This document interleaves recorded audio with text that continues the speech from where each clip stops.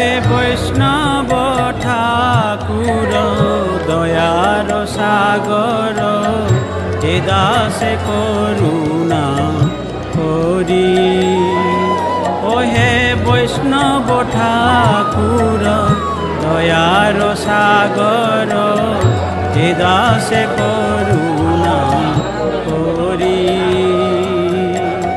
দিয়া পদ ছায়া শোধ হে আমায়, দিয়া পদ ছায়া শোধ হে আমায়, তোমার চরণ ধরি।